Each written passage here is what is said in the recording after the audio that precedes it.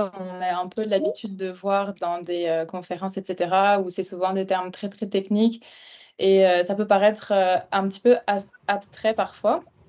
Donc, ce qu'on a voulu faire, c'est vraiment de reprendre les bases et je vais essayer de vous l'expliquer comme une étudiante qui, à un moment donné, a dû comprendre et faire des erreurs et recommencer et le comprendre mieux. Donc, j'espère que ça va être plus facile comme ça pour vous à comprendre. Et l'objectif aussi, c'est qu'à la fin de la formation, bah, vous soyez capable peut-être d'avoir un peu plus d'outils pour répondre à vos questions en statistique. C'est sûr qu'on a tous des projets de recherche différents, donc des designs expérimentaux qui vont être différents de ce que moi, je vais vous présenter là aujourd'hui. Mais si vous avez les outils et si vous savez quelles questions est-ce que vous devez vous poser pour justement comment bien choisir quel type de tableau on va faire, quel type de test statistique choisir, quel type de graphique, je pense que vous allez être capable à la fin d'y voir un petit peu plus clair et peut-être de vous poser c'est ça, ces questions qui sont essentielles et du coup choisir peut-être un peu mieux vos tests statistiques ou en tout cas que je pense que ça va être un peu plus logique pour vous. Donc, juste pour rappeler aussi que pour la formation, vous allez, si vous le voulez, devoir ouvrir donc le fichier Excel qu'on vous a envoyé, qui contient donc des jeux de données qui, c'est vraiment c'est des vrais jeux de données. C'est des choses que moi j'ai compilées dans mon projet de doctorat et que j'ai repris pour cette formation, que je partage avec vous. C'est sûr que c'est encore une fois, vos projets sont peut-être complètement différents. On va garder vraiment le même contexte un petit peu expérimental tout au long de la formation, juste pour que ce soit plus logique pour vous quand on passe d'un test statistique à l'autre, pas à chaque fois vous réexpliquer un contexte, expérimental différent. Donc, si jamais, vous voulez qu'on parle d'exemples, justement qui sont différents en fait et qui sont peut-être plus spécifiques à vos projets, on peut en discuter aussi.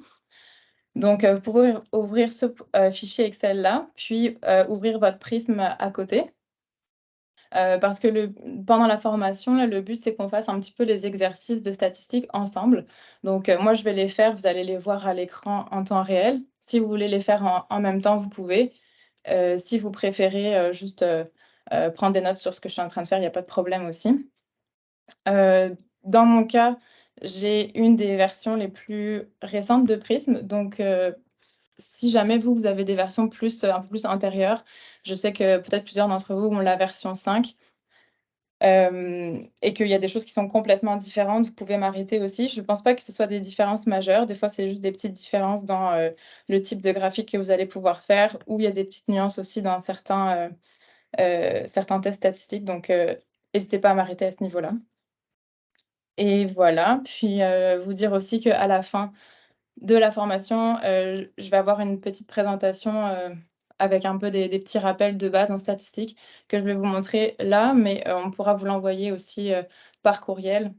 Comme ça, vous allez pouvoir avoir ces petits outils-là, à votre disposition quand vous allez, faire vos stats à vous.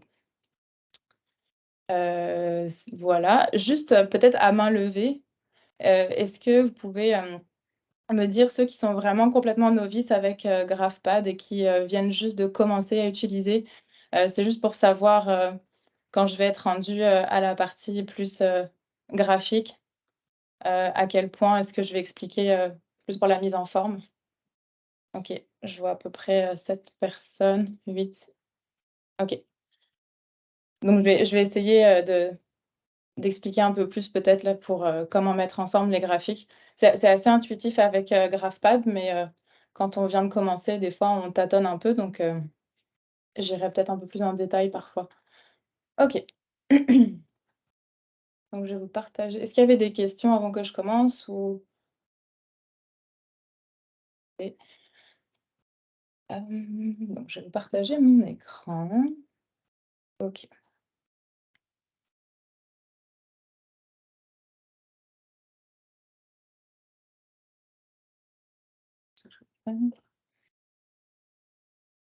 OK. Bon, est-ce que tout le monde Flora, est-ce qu'on voit bien mon écran? Est-ce que tu peux me confirmer? Oui, c'est bon. OK, parfait. Donc, juste pour commencer, je vous ai préparé un petit lexique des termes qu'on va souvent employer en statistique. C'est pas une liste exhaustive du tout, mais c'est juste pour faire des petits rappels parce que des fois, on voit des termes, puis si on n'est pas sûr de nous, là, ça peut être difficile de comprendre les choses et puis même de prendre des décisions après sur les tests statistiques qui s'en suivent.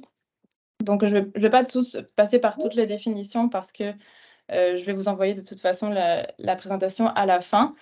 Mais juste vous dire qu'il y a parmi ces termes-là, ceux que je vais le plus employer dans la formation, il va y avoir le terme d'échantillon. Donc, vous savez probablement quand même ce que c'est à peu près un échantillon. Donc, la définition, c'est un sous-ensemble d'une unité de population. Donc, si par exemple, je vous dis qu'on étudie tous les patients qui sont atteints de la fibrose kystique et qu'on s'intéresse qu'à ceux qui ont un type de mutation, mon échantillon, ça va être tous les patients qui ont tel type de mutation. Ou si on va encore plus large, si on prend une population générale et qu'on s'intéresse juste aux patients fibrose kystique, notre population qu'on échantillonne, c'est la population de personnes qui sont atteintes de fibrose kystique.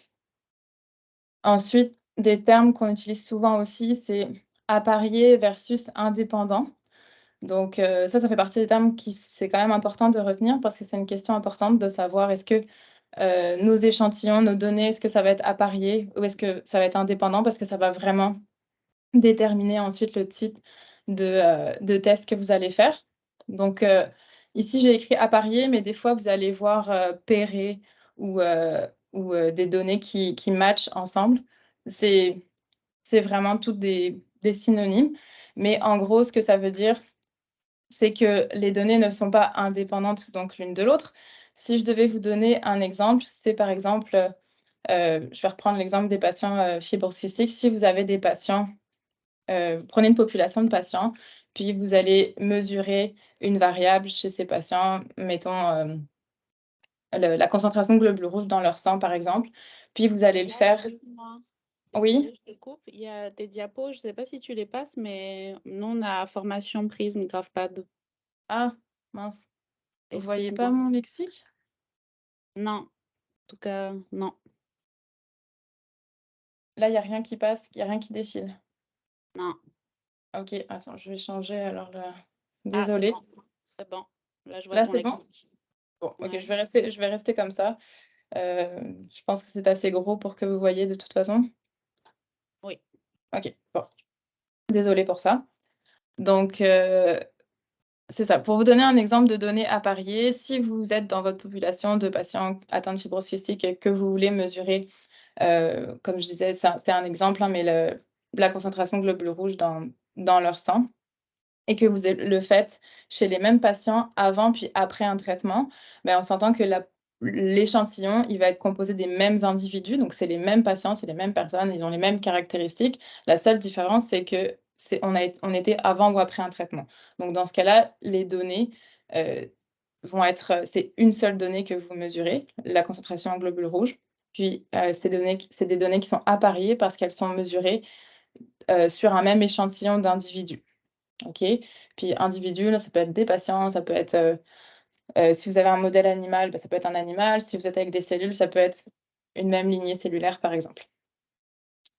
À l'inverse, indépendant, donc c'est quand, c'est vraiment le contraire. Donc mettons qu'on veuille, calculer encore une fois la concentration en globules rouges chez des patients, si vous le faites, chez 2 groupes de patients différents, par exemple les hommes et les femmes, les individus sont différents dans votre échantillon, donc les données sont indépendantes. Donc ça, c'est important à retenir cette notion-là.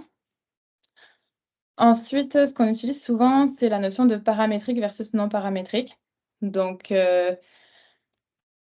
c'est tout aussi important que savoir si votre échantillon, il est apparié ou indépendant. C'est sûr qu'en recherche fondamentale, on est souvent quand même en paramétrique. Pourquoi? Parce qu'on a rarement des échantillons, avec des N, très, très importants, à moins que vous fassiez de la recherche clinique.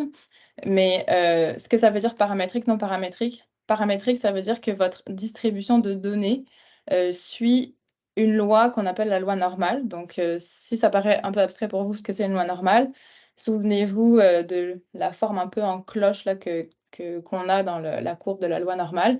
En gros, ça veut dire que vous allez avoir autant de valeurs très basses que de valeurs très hautes. Et qu'à la fin, vous supposez que votre distribution de valeurs est symétrique autour d'une valeur. Donc, vous avez autant de valeurs supérieures à votre référence que inférieures. C'est sûr que en biologie, il y a très peu de paramètres biologiques en fait qui suivent exactement une loi normale. Si on prend par exemple le poids, vous allez avoir beaucoup moins de valeurs très, très basses autour de 0 que de valeurs, mettons autour, de 100. C'est grossier comme, description, mais c'est à peu près ça. Par contre, on peut approximer une loi normale. Donc on sait que c'est pas exactement une loi normale, mais ça y ressemble. Donc si on approxime cette loi normale-là, ben, on va se trouver dans des conditions qui sont paramétriques. Mais pour faire ça, ça prend en général un échantillon de valeurs supérieur ou égal à 30.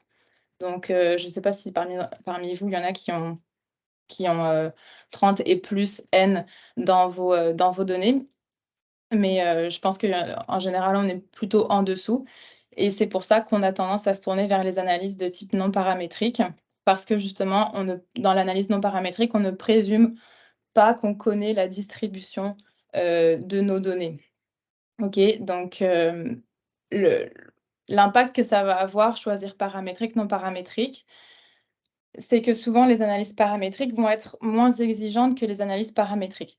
Ça veut dire que quand vous êtes en paramétrique, c'est un peu plus difficile d'obtenir une significativité que dans le non paramétrique. C'est à nuancer parce que tout ça va dépendre aussi de votre taille d'échantillon, mais c'est pour ça que c'est quand même important de se poser la question avant de commencer. Est-ce qu'on est en paramétrique ou non paramétrique? Puis si on ne le sait pas, si on ne connaît pas, parce qu'on ne connaît pas la distribution là, de toutes les valeurs qu'on étudie, il y a des tests statistiques qui existent pour justement vérifier ce qu'on appelle des tests de normalité. Ça va venir vérifier est-ce que vos données suivent ou pas une distribution normale. Et à partir de là, vous pouvez décider est-ce que je reste en non paramétrique ou est-ce que non, je peux être en paramétrique. Je vous montrerai des exemples là, de tests de normalité tantôt. C'est pas mal ça. Sinon, univarié, multivarié, on est univarié, en gros, c'est quand vous étudiez la distribution d'une seule variable. C'est ce qu'on fait quand même très régulièrement, à moins que vous étudiez plus des corrélations entre 2 variables. Là, vous allez tomber dans des modèles multivariés, mais aujourd'hui, on va plus s'intéresser à des modèles univariés. Donc, ici, je vous ai reconstitué un petit organigramme. C'est comme un organigramme décisionnel pour savoir un peu quel test on doit choisir en statistique. Vous pouvez tout à fait trouver ce genre d'organigramme là sur internet par vous-même. Mais là, j'ai essayé de l'arranger un petit peu en sélectionnant ce que je pense nous on fait le plus souvent dans nos projets. Puis aujourd'hui, je vais surtout vous parler de la partie gauche ici de l'organigramme. Donc on va parler beaucoup d'analyse non paramétrique. Parce que justement, je pense que c'est ce qu'on fait le plus souvent, mais si jamais vous avez, une autre expérience là à partager, hésitez pas à me le dire à la fin de la formation. Donc, comme je disais, c'est important de se poser les bonnes questions en statistique pour bien choisir le test à faire. Donc la première question, c'est justement un peu, est-ce qu'on est en paramétrique ou non paramétrique? Je vais revenir là-dessus avec les tests, de normalité tantôt. Disons que la majorité du temps, on est en non paramétrique. Donc avec un n qui va être, plus petit que 30. On est, je pense, la majorité du temps avec des valeurs qu'on appelle ordinales, c'est-à-dire que c'est des valeurs numériques, mais comme on est en non paramétrique, les tests statistiques qu'on va utiliser, sont construits pour, donner des rangs, en fait, à nos valeurs. Donc dans le test, nos valeurs vont être classées dans un ordre, logique, de la plus petite à la plus grande, puis le test va leur donner un rang, en fait. Ce qui est pas le cas quand on est, dans des, conditions paramétriques. Ensuite, la question qu'on se pose, c'est combien d'échantillons j'ai à analyser? Si j'ai un échantillon, 2 échantillons ou plus de 2 échantillons, le test statistique va être complètement différent. Quand vous êtes à un échantillon, c'est assez simple. J'ai un exemple à vous montrer. À partir de 2 échantillons, vous allez devoir vous poser la question: «Est-ce que mes échantillons sont appariés ou indépendants?» Donc ce que je vous ai expliqué, juste la diapo d'avant. Et donc à partir de là, selon votre réponse, le test statistique que vous allez faire va être différent, puis ça va avoir un nom différent aussi. Donc vous avez peut-être déjà vu là les Wilcoxon versus les Mann-Whitney. Quand on est à 2 échantillons, on est dans le domaine de ce qu'on appelle les t-tests, OK? T-tests, 2 échantillons. À partir du moment où vous passez à 3 échantillons, ça va être les tests statistiques, c'est des ANOVA, OK? Mais encore une fois, on va toujours se poser la même question: «Est-ce que mes échantillons sont appariés ou indépendants?» Donc ça, c'est quelque chose que c'est vraiment important à retenir. Est-ce qu'on est en paramétrique, non paramétrique? Combien on a d'échantillons? Et est-ce que je suis apparié ou indépendant? C'est les 3 questions, que vous devriez vous poser à chaque fois que vous voulez faire un test statistique.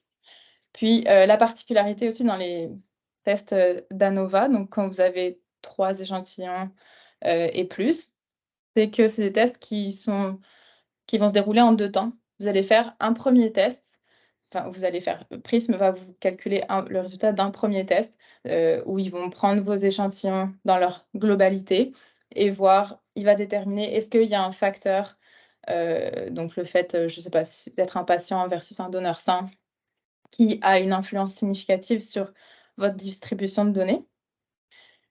Mais là, nous, ce qu'on veut faire, c'est souvent, savoir quelle est la différence spécifique entre 2 échantillons, entre 2 groupes.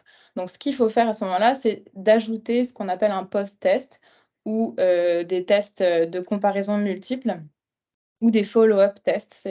Encore une fois, c'est la même chose, où on va vraiment avoir le résultat, le p-value pour la comparaison de chaque paire de groupes entre eux. Donc, je vais vous réexpliquer tout ça de manière un peu plus concrète, avec les exercices, juste après.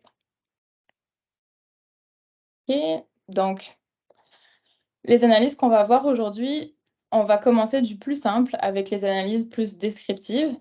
Ensuite, on va parler un petit peu des tests de normalité, donc pour savoir est-ce qu'on reste en non paramétrique ou est-ce que ça vaut la peine d'aller en paramétrique. On va parler de comparaison entre 2 groupes, donc des t-tests avec, un exemple de test indépendant puis un exemple de test apparié. On va voir aussi comparaison entre 3 groupes, donc plus des ANOVA, des one way ANOVA. Encore une fois, indépendant apparié. Puis, j'ai un exemple aussi de quand on a juste un seul échantillon et qu'on veut savoir est-ce que cet échantillon-là va être, significativement différent par rapport à une valeur connue, une valeur un peu prédéterminée. Peut-être vous l'utilisez un peu moins souvent celui-là. Puis si jamais il nous reste du temps à la fin, j'ai peut-être un exemple d'ANOVA, mais de two-way ANOVA. Donc là, on va passer c'est quand on a plus qu'une variable, ou quand on a des groupes, puis des sous-groupes. Donc c'est un petit peu plus poussé, on va dire. Je pense qu'on l'utilise un peu moins souvent aussi, mais si on a le temps, on pourra montrer un exemple. Et donc, je ne sais pas si vous avez pu déjà ouvrir le tableau Excel avec les données que je vous ai montrées, mais juste pour vous mettre en situation un petit peu. Comme je vous l'ai dit, c'est des données que moi j'ai sorties de mon projet de doctorat. Donc, c'est des données d'une cohorte de patients qui sont atteints de fibrose kystique. Puis, vous allez voir que la cohorte est stratifiée excusez-moi pour la faute d'orthographe, en 3 groupes selon le statut de la tolérance au glucose des patients. Donc, il y a une échelle de tolérance, où, il y a 3 annotations différentes là dans le tableau. Vous avez le groupe NGT, qui est composé des patients qui vont avoir une tolérance au glucose normale, le groupe de patients qui vont être intolérants au glucose et finalement les patients qui vont avoir développé un diabète secondaire à la fibrose kystique. Puis dans ce même tableau-là, vous avez plusieurs critères, qui sont des valeurs, numériques quantitatives qui sont, à votre disposition et qu'on va utiliser pour, les analyses descriptives et les tests statistiques. Vous avez l'âge des patients, la fonction pulmonaire, le poids, puis la masse corporelle. Donc, normalement, le tableau ressemble à peu près à ça. Donc, vous avez, pour la stratification des patients, l'indication ici des différents groupes va se trouver dans la dernière colonne. Puis sinon, vous avez aussi les numéros d'identification des patients, leur sexe et les différentes valeurs numériques quantitatives que je vous ai dites. OK. Avant le premier exercice, là, ça va vraiment être les analyses descriptives. Donc les analyses descriptives, à quoi ça sert? C'est souvent à décrire un peu, notre distribution de données. Donc si par exemple, vous devez faire un tableau descriptif de cohorte, vous allez vouloir savoir c'est quoi mon âge moyen, c'est quoi mon poids moyen, la variabilité, chez les patients. Puis si vous avez en plus des sous-groupes, vous allez peut-être vouloir indiquer justement dans ce même tableau-là, chez mes patients qui ont développé un diabète, c'est quoi la fonction pulmonaire? Chez ceux qui ont une intolérance au glucose, puis chez ceux qui sont, considérés comme normaux, c'est quoi ma fonction pulmonaire? Donc pour ça, vous avez une fonction dans Prism qui s'appelle analyse descriptive. Puis juste avant que je vous montre tout de suite à quoi ça ressemble dans Prism, je voulais juste faire un petit rappel sur, certaines valeurs qu'on utilise très, très souvent, en stats et qu'on voit souvent dans les articles, mais peut-être on se souvient pas nécessairement à quoi ça correspond exactement. Donc, ça c'est juste, pour vous montrer à quoi ça ressemble la fenêtre, d'options que Prism vous propose pour faire des analyses descriptives. Donc, vous avez ce qu'ils appellent les paramètres un peu plus basiques, avancés et cetera. Dans le basique, vous avez vraiment le plus basique avec la moyenne, le SD puis le SEM. Donc, vous savez tous ce que c'est une moyenne. Juste se rappeler que c'est une valeur qui est très influencée par les extrêmes. Ce qui veut dire que si dans votre distribution de données, vous avez, peut-être quand on est chez l'humain, chez des patients, il peut y avoir beaucoup, beaucoup de variabilité. Donc des fois, on a des patients qui vont un peu sortir, on pourrait les considérer un peu comme des outliers. Donc ça peut influencer votre moyenne. Mais bon, c'est tel que tel, chez des patients. Là, on n'enlèvera pas non plus, un participant parce qu'il est un peu extrême dans sa valeur de fonction pulmonaire ou de poids. Ensuite, souvent, ce que vous allez voir un peu dans les tableaux descriptifs, c'est la moyenne plus ou moins le SD ou le SEM. Donc, je ne sais pas si vous savez exactement ce que c'est la différence entre le SD et le SEM. Donc, le SD, c'est le Standard Deviation, puis c'est vraiment quelque chose qui va venir quantifier la variabilité de votre échantillon de données. Donc, à l'inverse, le SEM, qui est le Standard Error of the Mean, c'est une valeur de précision de la moyenne de votre échantillon. Donc, c'est pas que c'est faux ou pas faux d'utiliser l'un ou l'autre, ça dépend juste qu'est-ce que vous voulez montrer. Si votre objectif dans votre tableau descriptif, c'est de montrer, voilà ma moyenne de fonction pulmonaire, mais j'ai beaucoup de variabilité dans mon échantillon, donc je serais intéressée justement à donner, une, valeur qui quantifie un petit peu cette variabilité parmi mes patients, c'est tout à fait, logique d'utiliser le SD. Si par contre vous voulez dire: moi j'ai estimé que c'est ça ma moyenne pour, mon poids moyen, c'est ça dans ma cohorte. Puis, je sais pas, si par exemple cette valeur-là, c'est importante pour prendre des décisions sur un traitement par exemple, après et que vous êtes assez confiant, peut-être vous voulez montrer un peu le SEM. Puis le SEM, c'est un peu une norme aussi dans plusieurs domaines. Une des raisons pour ça, c'est que quand vous allez faire votre graphique, votre barre d'erreur, si vous montrez, le SEM plutôt que le SD, puis je vais vous montrer ça sur Prism tantôt, la barre de SEM, elle est plus courte que le SD. Donc ça donne l'impression visuellement que vous avez moins de variabilité dans votre échantillon, mais il faut juste se rappeler, donc c'est sûr que visuellement c'est plus beau, mais c'est pas une mesure directe de votre variabilité, c'est une mesure de la précision de votre moyenne. Donc encore une fois, il y en a pas un qui est plus faux que l'autre, c'est juste réfléchissez, posez-vous la question à qu'est-ce que vous voulez montrer dans votre tableau ou dans votre graphique. Et ce qui est important aussi, c'est que le SD, on l'utilise quand on compare 2 variables, heu, des variables en fait de 2 échantillons qui ont la même unité. OK? Après ça, je vais vous parler du coefficient de variation, puis là, on est dans c'est le contraire, on peut comparer des unités différentes, donc important à retenir. C'est sûr que si vous voulez aussi, là je parle plus dans une question représentation graphique, si vous voulez montrer la variabilité dans votre échantillon et que vous avez beaucoup de données, plus que 100 et même je vous dirais à partir de 40, montrer les valeurs de manière individuelle, point par point, ça peut faire un peu très chargé dans un graphique. Donc, si vous êtes, bon, mettons maximum 30, là, ça peut être encore pertinent de montrer les valeurs individuelles parce que ça vous permet justement visuellement de vraiment comprendre la variabilité dans votre échantillon. Si vous avez vraiment beaucoup de données, vous pouvez carrément changer le type de représentation graphique. Donc, plutôt que de faire un graphique en barre, bah, plus opter pour un box plot ou un histogramme ou maintenant les dernières versions de Prism là, vous permettent de faire des graphiques en violon.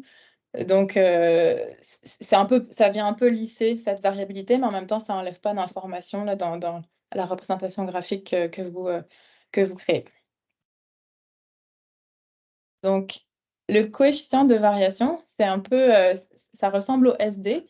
C'est juste qu'on va, on peut mesurer en fait avec ça une variabilité relative. Ça veut dire qu'on peut mesurer des valeurs qui ont des unités différentes. Un exemple, ce serait de comparer le coefficient de variation du poids, qui est exprimé en kilogrammes, au coefficient de variation de la fonction pulmonaire exprimée en pourcentage.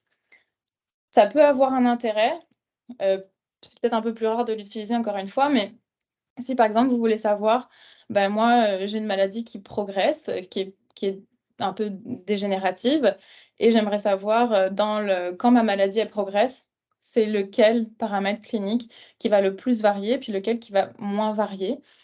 Ça peut être, intéressant de calculer le coefficient de variation et de le comparer entre eux, puis, peut-être ça va vous permettre de choisir après, moi, je veux savoir, c'est utile pour moi d'avoir quelque chose qui varie avec la progression parce que ça me donne un indice justement de la progression de la maladie versus quelque chose qui est très stable, qui varie peu et peut-être c'est pas un bon marqueur de la progression de votre maladie. Donc ça peut servir à ça et juste la limitation à utiliser le coefficient de variation, c'est qu'on l'utilise uniquement pour des variables dont le 0 signifie rien. C'est-à-dire, par exemple, le poids ou une activité enzymatique de 0, ça veut dire quelque chose. C'est pas, non, excusez, ça veut dire rien. Un poids de 0, c'est pas de poids. Une activité enzymatique de 0, c'est qu'il y a pas d'activité, versus une température, un pH ou toute autre variable, logarithmique. Une température de 0, bah, ça existe. Un pH de 0, ça existe aussi. Ça veut dire quelque chose. Donc c'est la seule limitation pour le coefficient de variation. Je pense que je vais m'arrêter là pour les petites explications préliminaires, et si vous avez pas de questions tout de suite, on va pouvoir passer aux exercices. Donc je vais juste changer le partage. OK. Mmh.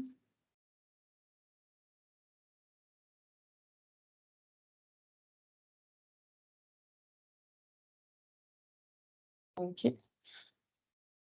Est-ce que tout le monde voit mon Excel et mon Prism? Est-ce que c'est bon? C'est bon, oui? Moi, je les vois en tout cas. Donc, je pense OK, que parfait. Parfait.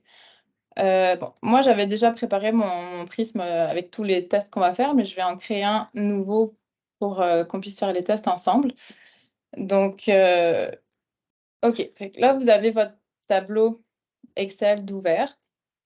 C'est sûr que là, les données sont déjà, rangées comme il faut dans le tableau, je l'ai fait pour vous. Normalement, c'est à vous d'ordonner vos données, vos résultats d'expérience, vos données sur, une cohorte de patients et cetera. Une fonction d'Excel que moi j'aime beaucoup utiliser, c'est la fonction filtre. Je ne sais pas si, tout le monde connaît cette fonction-là, mais en gros, donc, vous avez le titre de vos colonnes. Vous pouvez les sélectionner, aller, dans l'onglet Accueil là d'Excel, dans la fonction Trier et filtrer, puis cliquer sur Filtrer. Vous avez, les petites flèches ici qui apparaissent à côté de chacune de vos cases, puisque ce que ça vous permet de faire, c'est de pouvoir ordonner si on clique ici, par exemple, dans un ordre croissant ou décroissant, vos échantillons. Donc, si là, je me base sur le numéro d'identification des patients, bon, je peux le mettre en ordre décroissant. Puis ça va venir modifier toutes vos lignes en même temps. Donc, tout bouge en même temps. Si par exemple, vous voulez l'âge en ordre croissant, pareil, voilà, tout va bouger en même temps. L'autre intérêt que ça peut avoir aussi, c'est si vous voulez regarder juste une partie de vos patients. Par exemple, vous êtes intéressé chez les femmes, qu'est-ce qui se passe? Là, vous avez une colonne avec le sexe indiqué ici. Vous pouvez choisir de voir uniquement ce qui se passe chez les femmes. Puis, utiliser cette fonction-là, ça va être beaucoup plus facile après de faire vos copier-coller d'Excel vers Prism si vous vous intéressez aux valeurs chez les femmes. Donc, vous copiez-collez ça. Après ça, vous montrez les hommes. Puis, vous pouvez copier-coller la valeur des hommes. Donc, même quand on va s'intéresser, si vous avez, comme ici, une stratification des patients en différents groupes, si vous vous intéressez juste aux intolérants au glucose, vous pouvez montrer juste les intolérants au glucose. Donc, c'est ça, c'est une petite fonction assez cool à utiliser. Ça vous fait gagner du temps sur les copier-coller d'Excel à Prism. Puis l'autre chose aussi, moi, souvent, j'ai beaucoup de données, donc ce que j'aime faire, vous allez dans l'onglet affichage d'Excel. Puis si vous voulez faire en sorte de toujours voir, peu importe quand est-ce que vous vous déplacez là, dans votre tableau, si vous descendez, etc. Si vous voulez toujours voir apparaître vos titres de colonne, vous avez juste à vous placer en fait à l'intersection de la colonne que vous voulez garder, la ligne que vous voulez garder et la colonne que vous voulez garder. Donc moi, je veux toujours voir, par exemple, l'identification des patients, puis le titre de mes colonnes. Et vous allez vous cliquez sur figer les volets, ce qui fait que quand vous vous déplacez dans le tableau Excel, de gauche à droite ou de bas en haut, ces colonnes-là vont rester apparentes. Donc, voilà, c'est juste un petit aparté pour vous dire que ça peut vous faciliter un petit peu les choses quand vous rentrez vos données et que vous voulez faire des copier-coller. OK. Donc comme j'ai dit, le premier exercice, ça va être les statistiques descriptives. Donc la première chose qu'on va vous demander de faire quand vous ouvrez votre Prism, vous allez avoir cette fenêtre-là qui va s'ouvrir et on va vous demander de choisir le type de tableau que vous voulez pour rentrer vos données. Donc déjà là, il y a une petite décision à prendre. Puis c'est important d'emblée de choisir le bon tableau parce qu'après ça, si vous n'avez pas le bon tableau, en fait, c'est plutôt que le type de tableau va être lié à certains types de tests statistiques. Donc si vous ne prenez pas le bon, peut-être que vous n'allez pas pouvoir faire le bon test statistique après, puis peut-être que la représentation graphique aussi va pas être la plus adaptée après à votre question biologique. Parce qu'à la base, tout part de c'est quoi votre question biologique, qu'est-ce que vous voulez montrer. Donc il faut que vous gardiez ça en tête et que tout ce que vous faites dans comment vous allez présenter vos données dans le tableau, quel test statistique vous allez faire et comment vous allez construire votre représentation graphique, il faut que tout ça soit cohérent avec votre question biologique. Ce qui veut dire qu'à la fin, quand on va voir votre graphique, on veut comprendre tout de suite ce que vous avez voulu démontrer. Donc, pour aujourd'hui, on va essentiellement rester avec le type de tableau colonne. Ça, c'est un type de tableau qu'on va utiliser quand on a généralement plusieurs groupes, mais une seule variable. Donc, si votre variable, c'est l'âge, c'est votre seule variable et vous pouvez la regarder dans différents groupes, patients, avant traitement, post-traitement, donneur sang, etc. Donc, c'est beaucoup ça qu'on va faire aujourd'hui. Donc, peut-être à la fin, si on a le temps avec les two-way ANOVA, on pourra choisir les tableaux groupes. Si jamais vous avez, par exemple, des valeurs, vous avez des réplicas de valeurs. Donc, par exemple, si chez vos patients, vous avez mesuré avec la même méthode 3 fois le poids la même journée, soit vous pouvez ce qui serait mieux de faire, en fait, c'est dans votre tableau Excel, OK, si vous avez là vos 3 valeurs de poids, de calculer la moyenne de ça et ensuite de rentrer la moyenne dans votre tableau Prism. OK? C'est ce qui est préférable de faire. Là, ce n'est pas le cas aujourd'hui, on a juste, une mesure de chaque, paramètre. Ensuite, les options qui sont choisies par défaut par Prism, en général, vous n'avez pas trop à les changer. Donc là, vous avez juste à faire en tout cas vous n'avez pas à les changer pour ce qui est du type colonne. Si c'est groupe, là, on verra peut-être tantôt qu'il y a des choses à choisir. Donc là, vous cliquez sur créer. OK. Donc ici, comme j'ai dit, analyse descriptive, ce qu'on veut faire d'emblée, c'est savoir un petit peu, on veut créer notre tableau descriptif de cohorte, donc on veut savoir c'est quoi la moyenne, etc., de chacune de nos valeurs numériques. Donc là, vu que notre tableau, il est déjà tout bien fait dans Excel, on a juste à aller copier-coller nos données. Vous pouvez prendre aussi là les titres de colonnes et venir les coller dans Prism. Donc très facile jusque-là. Ce que vous pouvez faire aussi, si ça vous importe, vous pouvez indiquer en fait le titre de chacune des lignes. Ici, par exemple, si vous voulez avoir l'identification de chacun des patients, vous cliquez sur le petit icône de tableau ici. Et sur la fenêtre, vous allez choisir Show Row Titles. OK, vous cochez ça.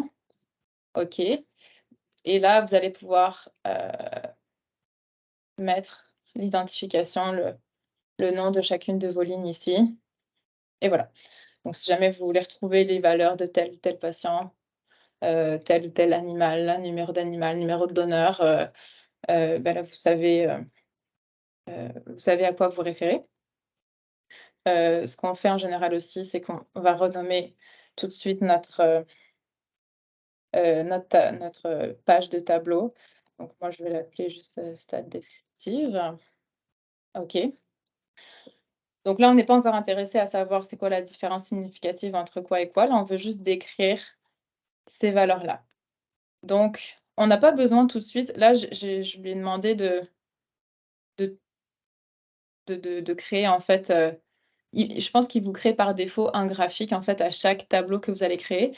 Dans notre cas, ici pour des stats descriptives, on ne veut pas nécessairement à chaque fois un tableau parce que de toute façon, ça voudrait dire on ne veut pas nécessairement à chaque fois un graphique, pardon, parce que là, dans ce cas-ci, ça voudrait dire, faire apparaître, dans un graphique, plein de valeurs qui ont des unités différentes. Donc c'est pas nécessairement je pense pas que ce soit très pertinent de faire ça.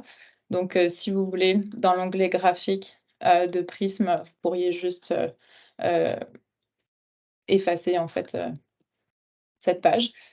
OK. Quand vous êtes dans vos stats descriptives, vous allez aller dans l'option Analyze, analyser juste ici. Vous avez une fenêtre qui s'ouvre. On va la voir plusieurs fois là pendant la formation. Donc, ici, vous allez trouver en fait tous les tests statistiques, qui sont possibles de faire avec Prism.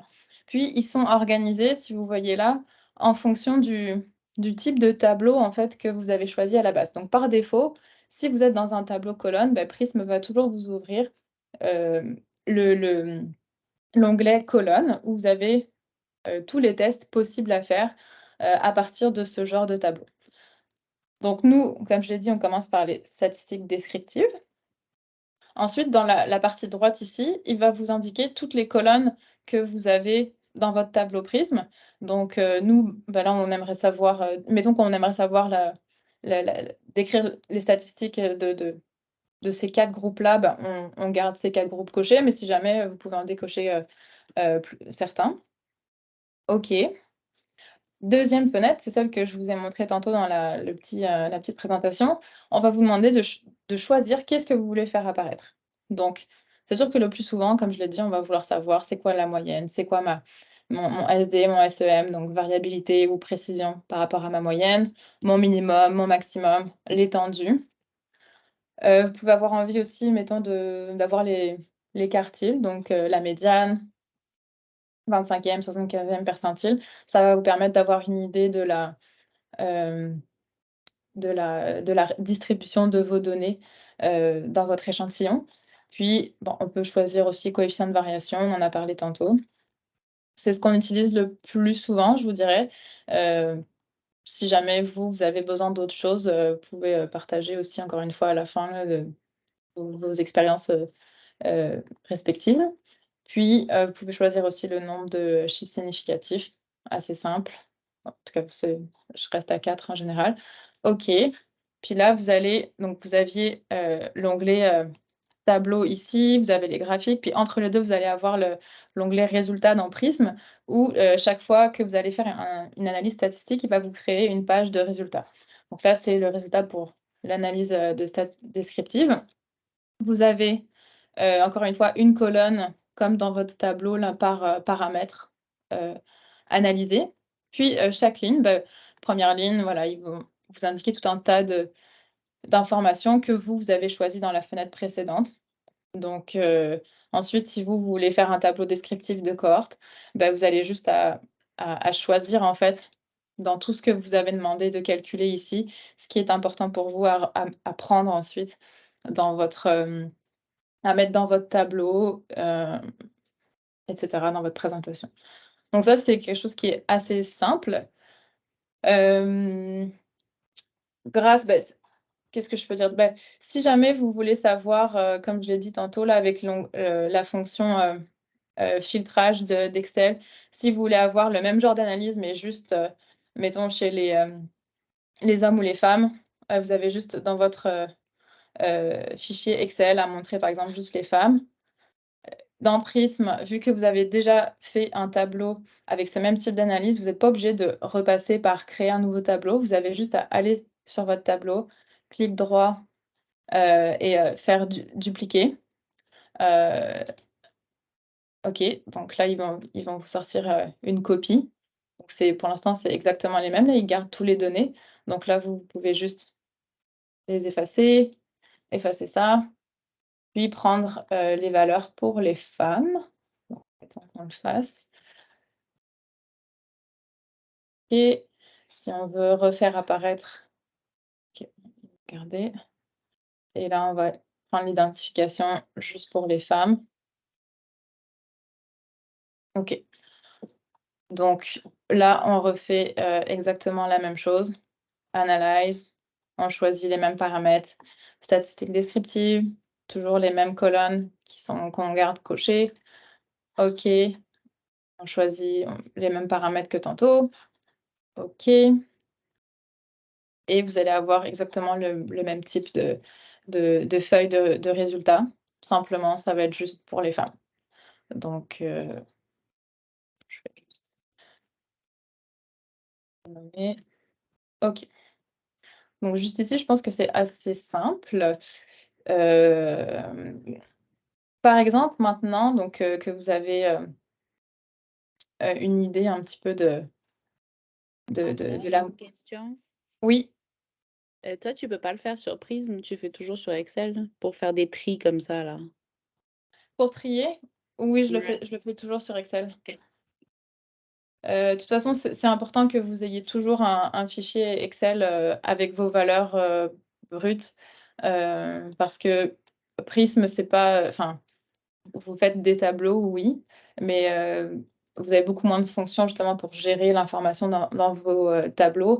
Puis, si, vous avez, je sais pas, à envoyer des fichiers à quelqu'un, là, en général, c'est beaucoup plus facile de l'envoyer, via Excel que sur Prism. Donc, moi, j'ai toujours les 2 ouverts en même temps. Ouais. OK.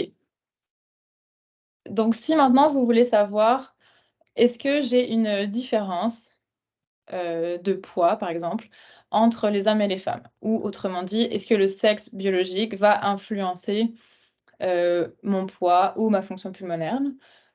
Donc là, vous allez vouloir comparer 2 échantillons. Donc rappelez-vous, quand on veut comparer 2 échantillons, on va tomber dans le domaine statistique des petits tests. Donc, ça, c'est une première chose. Ensuite, on va se poser la question, est-ce qu'on est en paramétrique ou non paramétrique? Peut-être avant de se poser la question, on va pouvoir créer on va créer d'abord le tableau, ça va être peut-être moins mêlant. Donc pour créer un nouveau tableau, vous avez le petit plus ici, en haut à gauche Et il vous propose en premier de créer un nouveau tableau avec un graphique. Là, on peut créer le graphique. Ça va être intéressant de voir comment on représente ça à la fin. Donc, on clique dessus. Il va vous ressortir la même fenêtre qu'au début quand vous ouvrez Prism. Donc, vous choisissez toujours colonne pour l'instant. On crée le tableau. Et OK, donc là, on va dire qu'on s'intéresse, mettons, à la fonction pulmonaire chez les hommes versus les femmes. Donc, dans votre tableau Excel, pour se simplifier, on va venir choisir juste les femmes. On va rentrer copier-coller la fonction pulmonaire.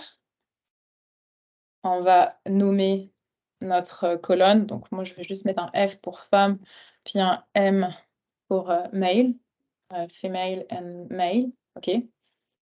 Et je vais venir cette fois-ci dans Excel sélectionner uniquement les hommes de ma cohorte. Copier, coller. OK. Donc là, vous voyez que dans chacun des groupes, on a un maximum de 24 données. Donc là, la question de est-ce qu'on est en condition paramétrique, non paramétrique, a priori, vous pourriez décider de rester en non paramétrique parce que c'est pas considéré comme un gros jeu de données. On va le faire juste en non paramétrique pour l'instant. Vous pouvez renommer encore une fois. Fonction pulmonaire. OK. Donc vous avez votre tableau de construit. C'est pas plus compliqué que ça puisqu'ici, vous avez juste 2 groupes avec une même variable que vous mesurez. Ensuite, donc vous voulez savoir est-ce qu'il y a une différence significative. Donc vous allez dans Analyse. OK. Donc là, vous retombez, encore une fois, il va vous dérouler là les tests statistiques disponibles dans les tableaux de type colonne. Cette fois-ci, on a 2 échantillons. Donc, comme j'ai dit, on va vouloir choisir des petits tests. Ici, on a bien nos 2 colonnes female et la colonne male juste ici. On clique sur OK. Ensuite, il va vous demander c'est quoi votre design expérimental. Donc, première question qu'il vous pose et que vous aussi vous devez vous poser, est-ce que je suis dans une situation où mes données sont pairées ou indépendantes? Ici, on a des hommes puis des femmes, donc des individus différents. Donc, a priori, c'est indépendant. Même si on mesure la même chose dans les 2 groupes, c'est des individus différents. Donc, on n'est pas dans une situation d'appariement des données. Donc, on va rester sur unpaired ici. Ensuite, on vous demande, est-ce que vous assumez une distribution gaussienne? Donc, si vous ne comprenez pas cette question, c'est en gros, est-ce que vous êtes paramétrique ou non paramétrique? Est-ce que ça suit une loi normale ou ça ne suit pas une loi normale? A priori, on a un n en dessous de 30, donc on va utiliser l'option non paramétrique. Il va vous demander ensuite de choisir le test. La plupart du temps, vous allez toujours rester en Mann-Whitney. Le Kolmogorov test, c'est si vous comparez des distributions cumulatives. C'est des cas un petit peu plus particuliers. A priori, là, vous comparez, vous allez plutôt ce que vous voulez faire, c'est plutôt ordonner vos valeurs là, de la plus grande à la plus petite. Puis comme je disais, le test va lui attribuer un rang à chacune de vos valeurs et voir s'il y a des différences de rang en fait entre vos 2 tests. Donc, a priori, la majorité du temps, vous allez rester en Mann-Whitney. Ensuite, donc là, vous avez déjà répondu à la plupart des questions importantes pour choisir votre bon test statistique. Ça, c'est juste si vous voulez c'est complètement optionnel. C'est si jamais vous voulez avoir un graphique du résiduel. Le résiduel, c'est en gros, pour chacun de vos groupes, le Prism va vous calculer une valeur moyenne de référence. Puis ensuite, il va calculer pour chacune des valeurs individuelles à quel point elles s'éloignent de cette moyenne-là, si on peut expliquer ça comme ça. Donc, vous pouvez avoir un graphique de ce résiduel-là, de cette différence à la moyenne. Moi, personnellement, je n'utilise jamais cette fonction. Après, dans la partie options, On le change rarement, mais juste pour vous expliquer à quoi ça correspond, on va vous demander, est-ce que vous voulez calculer un p-value one-tailed ou two-tailed? Et l'intervalle de confiance. En gros, si on reprend la représentation d'une loi normale avec la forme de cloche, two-tailed, ça veut dire qu'on exclut les valeurs les plus hautes et les valeurs les plus basses. One-tailed, ça voudrait dire, on exclut juste les valeurs les plus hautes ou juste les plus basses. En général, si vous faites du one-tailed, vous êtes restringent, si on veut dire, dans votre analyse. Donc, si vous êtes dans du two-tailed, vous voulez voir les valeurs qui sont extrêmes vers le moins et vers le plus. Je vous conseillerais pas vraiment de changer ça, c'est assez, c'est la norme, on va dire, là, de faire du two-tailed.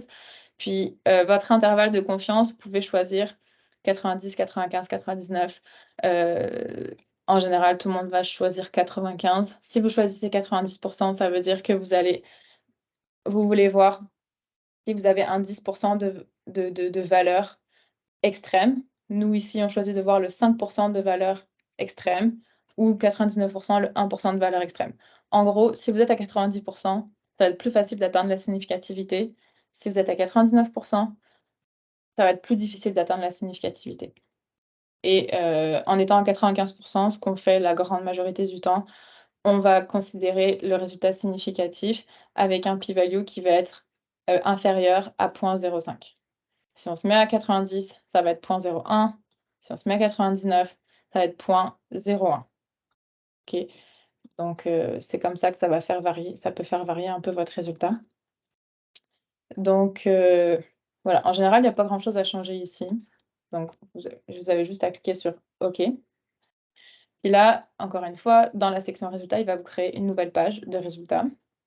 Vous avez en haut à gauche de cette page le nom du test qui a été utilisé par Prism. Donc là, vous voyez le Mann-Whitney, le nom de la table analysée, les colonnes qui ont été comparées et tout le résultat du test. En premier, on vous met le p-value. Donc là, vous voyez 0.3606, on est bien supérieur à 0.05, ce qui veut dire qu'on est non significatif, ce qui correspond au NS ici. Si jamais c'était significatif, vous allez voir apparaître dans cette case-là le nombre d'étoiles, en fait, le nombre d'astérisques qui va représenter votre niveau de significativité. Voilà, il vous donne aussi l'information sur la médiane de chacune des colonnes, le nombre de valeurs que vous aviez. Mais en gros, ce qui est important, ce qui vous importe dans cette page-là, c'est le p-value puis le résultat du test, en gros. Donc, ça vous fait un premier exemple où là, on est dans une condition où les données sont non pairées. Si on veut maintenant si je veux donner un exemple de données pairées, on va retourner dans le fichier Excel. Et en fait, on va aller dans le deuxième onglet du fichier qui s'appelle petit test pairé. Donc, vous ne pouvez pas vous tromper avec ça. Et ici, vous avez les valeurs donc, de la fonction pulmonaire de 13 patients avant l'introduction du traitement, puis après l'introduction du traitement. Donc, vous n'avez pas besoin de savoir quel traitement, là, on s'en fiche. Là, on veut plutôt savoir, la question c'est, est-ce que le traitement a eu un effet sur la fonction pulmonaire? Donc, si vous voulez répondre à cette question-là, vous allez comparer les données avant puis après. Puis dans ce cas-ci, c'est les mêmes patients, c'est la fonction pulmonaire des mêmes patients qu'on va mesurer avant le traitement puis après le traitement. Donc d'emblée, vous voyez la différence avec la situation d'avant. Ici, on se trouve dans une situation où les données sont pairées, elles sont appariées puisque c'est les mêmes individus chez qui on va mesurer la fonction pulmonaire. Donc, dans Prism ici, on peut soit créer, on pourrait créer là un nouveau tableau où on peut juste, on va utiliser finalement le même type de... Ou non, on va repartir d'un nouveau, comme ça va être, vous allez voir toutes les étapes. Donc, on retourne dans le petit plus, nouveau tableau avec graphique. Encore une fois, on crée un tableau de type colonne. Et on va venir copier-coller donc nos valeurs. On peut prendre les titres de colonne. OK. Et vous pouvez encore une fois là montrer le titre de vos lignes. Tac. OK. On retourne dans l'outil analyser. On choisit toujours le t-test parce qu'on est toujours avec 2 échantillons à comparer pour une même on compare la même variable dans 2 échantillonnages différents. OK. Bon, là, la différence, puis là, bah, je pense que Prism l'a détecté tout de suite, je sais pas. Mais, c'est la première question où on se demande est-ce qu'on est pairé ou pas pairé. Tout à l'heure, on était unpaired. Là, on va être dans une situation d'appariement, donc on coche le pairé. On a juste 13 valeurs, donc pour l'instant, on reste encore en, dans des tests non paramétriques. Puis, il y a qu'un seul test qui va être proposé dans ce cas-ci, c'est le test de Wilcoxon signé des rangs. Rien n'a changé, on reste toujours, dans les options là en tout intervalle de confiance, 95 donc OK. Nouvelle page de résultats qui s'affiche. J'ai oublié de renommer. OK. On va mettre,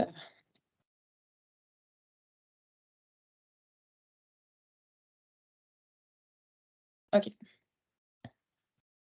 Donc je retourne dans les résultats. Donc encore une fois, vous avez le même genre d'informations que le test statistique précédent. Cette fois-ci, vous avez un p-value qui est, quand même assez bas, donc à 0.0002, donc qui est extrêmement significatif. Donc, vous avez 3 étoiles qui s'affichent ici. Donc, plus vous avez d'étoiles, évidemment, plus votre significativité est élevée. Donc là, si on regarde dans votre graphique, comment est-ce que vous allez, vouloir, montrer qu'il y a ce niveau-là de significativité? Pardon. Donc vous voyez, quand vous allez dans l'onglet graphique, dès que vous cliquez sur une des pages créées, Prism va vous ouvrir cette fenêtre-là, où il va vous demander un peu de choisir le type de graphique que vous voulez. Donc là, c'est à ce niveau-là, je sais qu'il peut y avoir des différences là, avec les différentes versions de Prism. Dans les plus récentes, vous avez évidemment un peu plus de choix dans le type de représentation. Ici, donc, vous avez encore une fois le type de graphique rentré. Donc quand je vous disais tantôt que c'est important de choisir le bon tableau, c'est parce que, encore une fois, vous voyez que le type de tableau que vous allez choisir dès le départ va, va influencer votre choix de test statistique et de graphique. Donc si je change et que je me mets dans le groupe, là, il va me proposer tout un tas d'autres, graphiques différents. Donc là, nous, on est en colonne, donc évidemment, on reste dans les graphiques de la famille colonne, mais on a quand même 3 sections, si on veut dire. La première, c'est si vous voulez faire apparaître dans votre graphique des valeurs individuelles, donc c'est-à-dire, les points, de manière individuelle. Si vous voulez des représentations plus en box plot, les diagrammes en violon, puis, vous pouvez choisir l'orientation aussi, de votre graphique. Ou, si vous voulez pas montrer, les valeurs individuelles, mais juste les moyennes et médianes avec les barres d'erreur. Vous pouvez choisir ça aussi. Donc, c'est encore une fois, vous prenez le temps de réfléchir à quel type de graphique vous voulez parce qu'en fonction de la question de ce que vous voulez démontrer, bah, il y a des graphiques qui sont plus pertinents que d'autres. Par exemple, vu que là, on est on est en train de choisir un graphique pour le t-test pairé, ça peut être intéressant d'avoir, des données qui sont reliées les unes avec les autres puisque il y a un pairage. C'est les mêmes individus qu'on regarde avant, après traitement. Si on était en non pairé, ça aurait pas vraiment d'intérêt de lier les 2 points, ça pourrait même porter à confusion. Donc mettons on choisit cette représentation graphique-là. Là, c'est ça, il vous propose à chaque fois, pour chaque type de graphique, des options supplémentaires. Moi, je veux avoir les symboles et les lignes parce que, bah, si j'ai juste vous pourriez avoir juste les lignes, mais, en tout cas, moi, je veux avoir des flèches aussi. Mais moi, je vais rester en symbole, les points avec les lignes. OK. OK.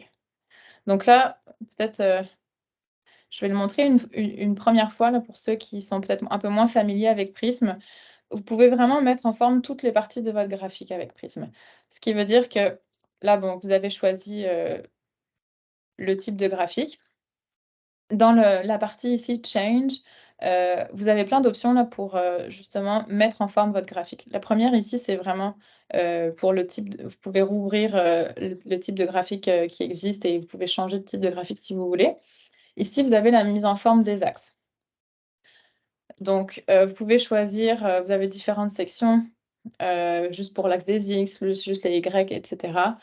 Vous pouvez choisir l'épaisseur, par exemple, de vos axes. Si vous cliquez sur Apply, la fenêtre va rester ouverte, mais vous allez voir les changements que vous effectuez au fur et à mesure.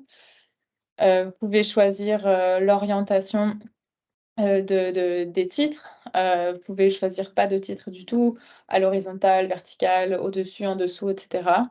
Vous pouvez mettre en forme aussi la direction des petits graduations sur votre axe, leur longueur.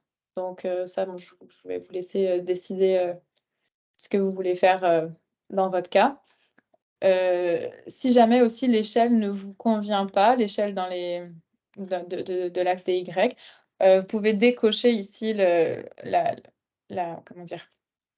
Le côté automatique, parce que Prism va vous proposer automatiquement une échelle, mais si ça des fois, ça fait pas de sens. Des fois, on est en pourcentage, puis il va comme ici jusqu'à 150. Des fois, on a des situations où être plus que 100, ça n'a juste pas de sens. Donc vous avez juste à décocher, vous changez votre maximum en fonction de votre valeur maximale dans votre échantillon. Vous pouvez également choisir de segmenter votre axe. Des fois, si vous avez 2 groupes de valeurs avec des valeurs très basses puis des valeurs très, très élevées, ça peut être intéressant de couper carrément une partie de l'axe pour enlever, mettons, si vous avez rien entre 50 et 75, bah, vous faites votre première partie d'axe qui va jusqu'à 50, puis la partie plus haute, vous la faites repartir à 75 jusqu'à votre maximum. Donc comme ça vous permet des fois d'optimiser, parce que des fois on peut être très tassé du coup en bas et très tassé en haut, donc ça donne un visuel un peu étrange. Donc vous pouvez jouer un petit peu avec ça. Puis vous pouvez choisir plus qu'un segment plus que 2 segments aussi. Puis vous pouvez choisir, là on est dans une échelle linéaire, mais si jamais, des fois vous pouvez changer en log de 10, log de 2, des probabilités, enfin, vous avez plusieurs options à ce niveau-là. OK.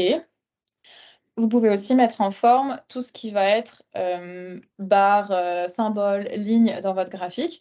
Donc c'est ici que c'est dans je ne sais pas si vous avez vu là, mais c'est dans la troisième icône ici. Vous avez différents onglets, apparence, le type de data que vous allez avoir dans votre graphique. Des fois, vous avez un tableau avec beaucoup, beaucoup de valeurs, mais vous voulez peut-être pas tout montrer, donc vous pouvez en enlever.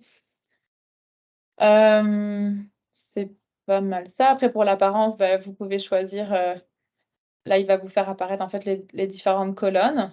Mais si vous avez des changements à appliquer pour tout le monde, vous pouvez, ici sélectionner Change all dataset. Par exemple, moi je veux changer, je sais pas, la forme, donc vous choisissez un triangle, puis vous voyez que si vous cliquez sur Apply, ça va le faire pour tout le monde, versus si vous choisissez juste une colonne, disons que je veux mettre celle-là en rouge. Cliquez sur Apply, ça va changer juste une des colonnes. J'en dirai pas plus là-dessus parce que c'est quand même assez intuitif à ce niveau-là, mais si vous avez des questions à la fin, n'hésitez pas. Maintenant, pour ceux qui ont les versions les plus récentes de Prism, il y a une fonction qui est vraiment cool, qui vous permet d'aller afficher automatiquement le résultat de votre test statistique sur votre graphique. Et c'est dans la section Draw, juste ici. Vous avez la petite astérix. Si vous cliquez dessus, il va vous mettre de manière automatique et standardisée, en fait, le niveau de significativité. Puis ça aussi, vous pouvez choisir de le mettre en forme. Donc, en fait, vous avez juste c'est plus facile si vous double-cliquez dessus, sur les astérix ou sur les petites barres. Vous pouvez choisir de faire un astérix versus afficher directement le p-value. Vous pouvez choisir le type de ligne. Donc, si vous trouvez que ça, c'est un peu trop chargé, bah, vous pouvez, mettons, mettre juste une seule ligne et pas un crochet, l'épaisseur, la taille de l'astérix, etc. Donc ça aide à ce que vos graphiques en général soient un peu plus standardisés les uns avec les autres. Pour ceux qui ont les versions de Prism un peu plus anciennes, il faudra juste tracer ça à la main. Donc juste aller choisir dans l'onglet juste en dessous de l'astérix. En fait, vous n'avez pas l'astérix, mais dans la section création de formes et de lignes de prisme, vous choisissez ce que vous voulez, une ligne, des crochets, etc. Et vous avez juste à venir le tracer. Puis si vous voulez une zone de texte pour mettre vos astérix, bon là ça va être un petit peu superposé, mais après ça, vous pouvez déplacer chaque objet là, dans Prism pour le mettre à la hauteur que vous voulez, etc. Si jamais vous ne vous rappelez plus combien d'étoiles il faut mettre en fonction de votre p-value, dans le document que je vais vous envoyer après la présentation, dans la petite présentation PowerPoint que j'avais tantôt, je vous ai mis un petit rappel de tant d'étoiles, ça correspond à tel p-value, etc. OK.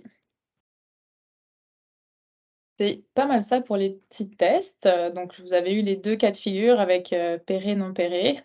Est-ce qu'il y avait des questions jusque-là? Ou on peut continuer vers les tests, ANOVA?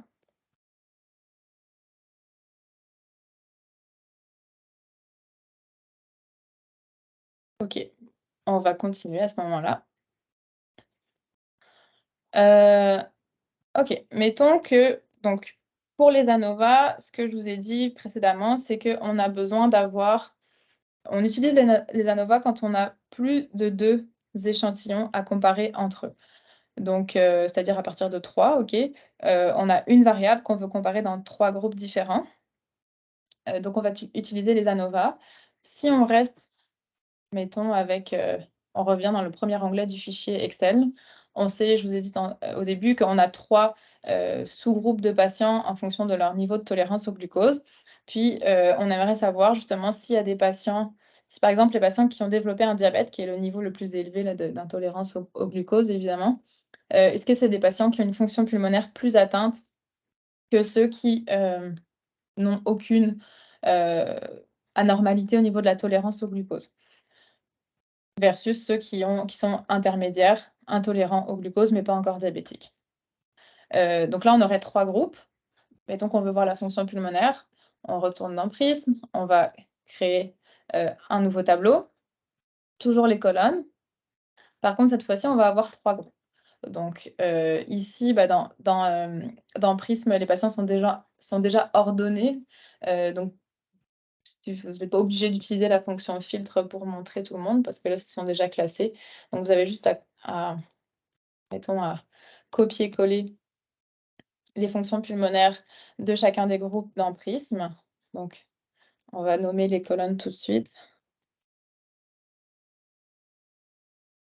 OK.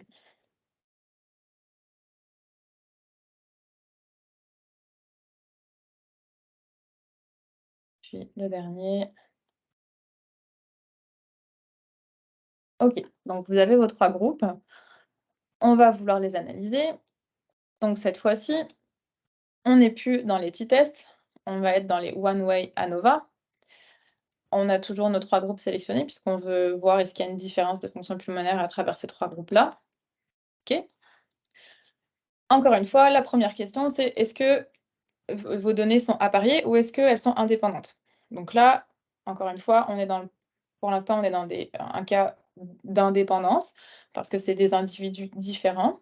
Donc, on garde l'option No Matching or Pairing. Est-ce qu'on assume une distribution gaussienne? Là, on a un maximum de 15 participants par groupe. Donc, pour l'instant, on reste un nombre paramétrique. Et donc là, vous voyez tout de suite le nom du test que Prism va effectuer, c'est le Kruskal-Wallis. Ensuite, dans l'onglet, donc ça, comme je vous le disais, les ANOVA, c'est un test qui se passe en 2 temps. Il va faire un premier test, qui est le test de Kruskal-Wallis, pour voir, en gros, est-ce que votre facteur colonne, donc ici, c'est le facteur, le paramètre, c'est l'intolérance au glucose, va avoir un effet sur la distribution la variation de la fonction pulmonaire. Ça, il va regarder ça de manière globale dans un premier temps. Vous, ensuite, vous allez... Oui, Il y a une question. oui. Comment on sait si on choisit one way ou two way ANOVA? Le one way ou two way, one way, c'est quand vous avez une variable, une même variable dans différents groupes. Si on est dans du two way, je vais vous le montrer rapidement à la fin. Par exemple, on est dans la même situation, mais on veut regarder dans chacun des sous-groupes NGT, GI, CFRD, les hommes versus les femmes. Donc là, vous avez les groupes plus un sous-groupe. Donc vous allez, c'est comme si au lieu de faire un tableau à entrée simple, vous allez avoir un tableau à double entrée parce que vous avez deux variables de groupe. Donc là, vous allez, vous passez à un niveau de paramètres dans votre analyse qui est supérieur. Donc vous allez tomber dans des two-way et ce sera plus les tableaux de type colonne. Ça va être les tableaux de groupe parce que vous allez avoir ce type de tableau-là, là, vous permettra pas justement de rentrer le paramètre homme-femme dans ce tableau-là. Donc, vous avez besoin d'avoir un tableau de type groupe pour rentrer les hommes et les femmes chez les normaux, chez les intolérants au glucose, chez les personnes qui ont un diabète. Donc, one way, une variable dans différents groupes. Two way, une variable dans des groupes puis des sous-groupes. Est-ce que ça répond à la question? Je suppose que oui. C'est une autre question. Écrivez-le dans le chat. Oui, absolument. Ok, parfait. Donc, pour connaître ensuite les différences spécifiques entre chacun de vos groupes, vous allez vouloir faire des comparaisons multiples. Donc, bon, vous avez plusieurs options. Ici, il vous propose de ne pas en faire du tout, mais vous, justement, vous voulez en faire. Ensuite, vous avez plusieurs options. Il va vous proposer soit de comparer la moyenne des rangs de chaque colonne avec chacune des autres colonnes. En gros, ça veut dire, ben moi, je veux comparer la moyenne des NGT, la moyenne des GI, avec la moyenne des CFRD. Je veux les comparer les trois les uns avec les autres et voir est-ce qu'il y en a qui sont significativement différents les uns des autres. Versus, si vous lui demandez, comparer les moyennes de chaque colonne par rapport à un groupe contrôle. Vous pouvez choisir, mettons, si on avait eu par exemple une colonne supplémentaire donneur sain, la fonction pulmonaire de donneur sain, et qu'on veut comparer, si notre question biologique c'est est-ce que les patients fibrose kystique ont une fonction pulmonaire différente des donneurs sains? Et si oui, est-ce que ceux qui sont NGT, ceux qui sont GI, ceux qui sont CFRD, est-ce qu'ils sont tous différents de la même manière par rapport aux donneurs sains? Si c'est ça votre question, ou si c'est ce genre de question, vous allez lui dire, bah, moi, ma valeur de référence, ma colonne contrôle, c'est les donneurs sains. Ou par exemple, là, mettons que dans la situation, je dis, ben moi, mes contrôles, c'est mes NGT, ils n'ont pas d'intolérance au glucose. A priori, ils ont une fonction pulmonaire de référence dans mon étude. Et je veux plus savoir, à partir du moment où on a une intolérance au glucose, que ce soit une intolérance ou un diabète, comment est-ce que ça se compare par rapport à des patients qui n'ont pas du tout de diabète. Donc, c'est les deux possibilités qui se proposent à vous. Ou la troisième, c'est de comparer, de faire des paires de comparaisons. Sauf que en faisant ça, c'est comme si vous allez un peu gommer la variabilité. C'est des paires, donc c'est 2 par 2, donc vous allez considérer la variabilité juste des deux que vous voulez analyser, juste de la paire en fait, un peu en ignorant ce qui est à côté. Et du coup, bah, l'intérêt de faire un ANOVA, c'est justement, c'est sûr que c'est peut-être un peu plus stringent qu'un petit test. Mais en général, c'est mieux parce que justement, vous prenez en compte la variabilité de tout le monde et vous voulez trouver des différences significatives, même avec la variabilité de chacun des groupes. Donc, en général, on va se poser la question plus entre ces deux options-là. Donc ici, on va rester, on veut comparer chacun les uns avec les autres. Encore une fois, dans la section options, pas grand-chose à changer. On reste avec un p-value de 0,5 On considère que c'est significatif si le p-value est inférieur à 0.05 et on choisit donc la comparaison les tests de comparaison multiples. La comparaison multiple en tant que telle va s'appeler le test de Dunn. Donc, vous avez le premier test ANOVA qui s'appelle le Kruskal-Wallis. Puis vous voyez là, il vient de faire apparaître le test de Dunn comme le test de comparaison multiple. Donc un seul test, une analyse, mais en 2 temps finalement. Après, vous cliquez sur OK. Et dans votre nouvelle page de résultats, il va vous donner 2 onglets. Le premier onglet, c'est le résultat de l'ANOVA, donc du test Kruskal-Wallis, de la variabilité générale. Vous voyez, il va vous donner un premier p-value avec le niveau de significativité. Et si vous allez dans le deuxième onglet, c'est là que vous allez avoir vos comparaisons multiples. Et sous la ligne test de comparaison multiple de Dunn, vous allez voir chacune des comparaisons qui a été faite. Donc, chacun des groupes comparés, NGT versus GI, NGT versus diabète. Et à chaque fois, vous allez avoir est-ce que oui ou non c'est significatif? Les différences sont significatives. Et le niveau de significativité, là, représenté avec les étoiles, et le p-value. OK. Et il vous donne aussi un peu quelques autres informations sur les moyennes pour chacun des groupes. Mais ce qui vous intéresse, vous, surtout, c'est le résultat du test et le p-value aussi. Vous voyez que c'est extrêmement significatif si on compare les NGT versus les CFRD. Je vais renommer.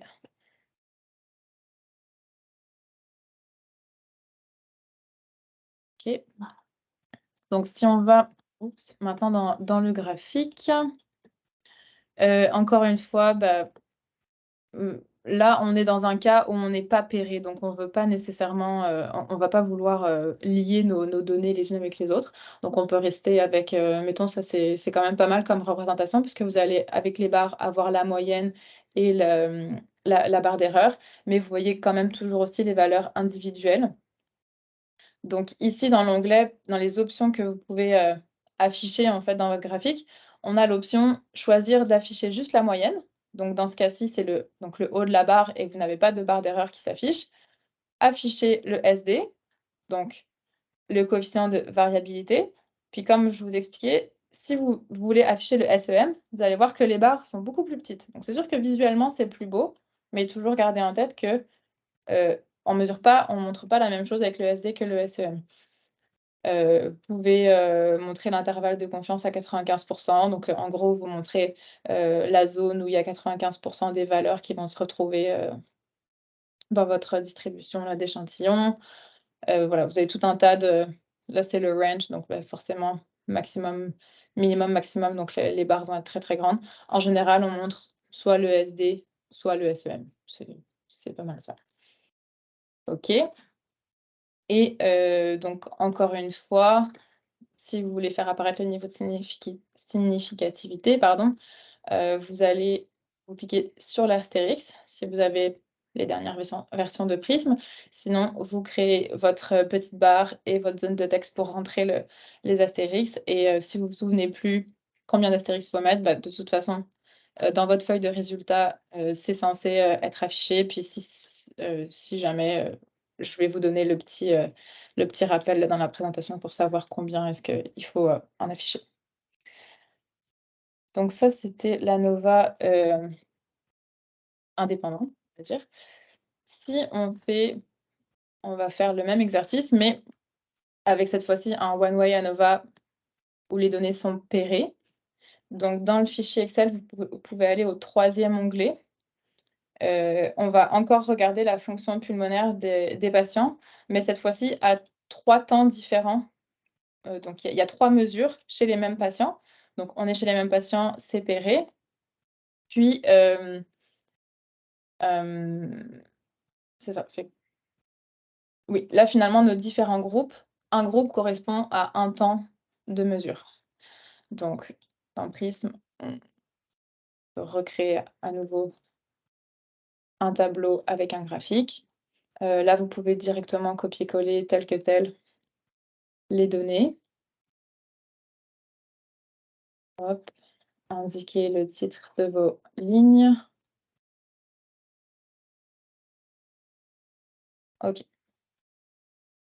Donc on peut aller voir tout de suite dans la représentation graphique. Vu que cette fois-ci, on est dans une situation pairée, on peut à nouveau utiliser la représentation avec, les symboles et les lignes qui se suivent. OK, comme ça vous voyez dans le temps finalement comment est-ce que votre variable de fonction pulmonaire va changer. Puis, pour ce qui est de l'analyse, ben, on clique encore une fois dessus. On reste dans le One Way ANOVA avec nos 3 colonnes.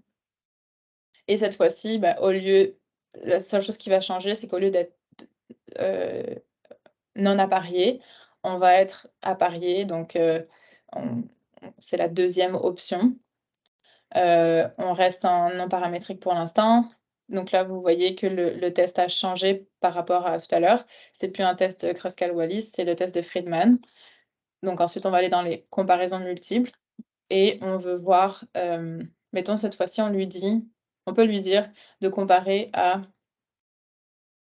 notre colonne pré-traitement. Donc là, on veut voir notre question, ce serait là, je la pose après avoir fait le graphique là, mais mettons dans ce cas-ci, on veut voir, est-ce qu'il y a une augmentation significative de la fonction pulmonaire après 1 mois de traitement puis après 3 mois de traitement?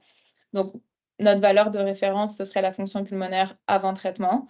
Donc oui, on fait un ANOVA, mais on va lui dire: «Beh, moi, je veux comparer la condition 1 mois puis 3 mois à la condition pré-traitement». Donc on choisit ici cette deuxième option. OK. Encore une fois, on a les 2 onglets, présents dans la feuille de résultats. Vous voyez qu'encore une fois ici, on est, très significatif avec un p-value très faible et 3 étoiles là comme niveau de significativité. Puis si on va dans les comparaisons multiples, on voit ici avec le test de Dunn, encore une fois, qu'on a comparé la condition pré-traitement à la colonne B qui était le 1 mois post-traitement et le pré-traitement versus la colonne C qui était le 3 mois post-traitement. Les 2 sont sortis significatifs. Par contre, on a un p-value qui est un petit peu différent, donc hem, on a encore plus de significativité, entre le pré et le 3 mois post-traitement. Donc c'est sensiblement la même chose, le seul paramètre qu'on a changé finalement, c'est l'appariement des données. Et encore une fois, on peut venir, faire apparaître notre, niveau de significativité sur le graphique ici. OK, là.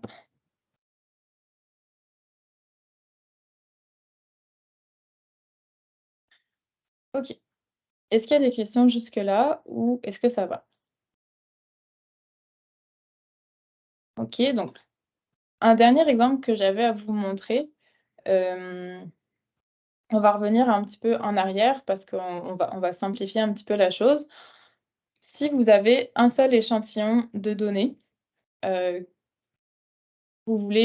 et que vous voulez comparer ça à une valeur fixe. Je m'explique.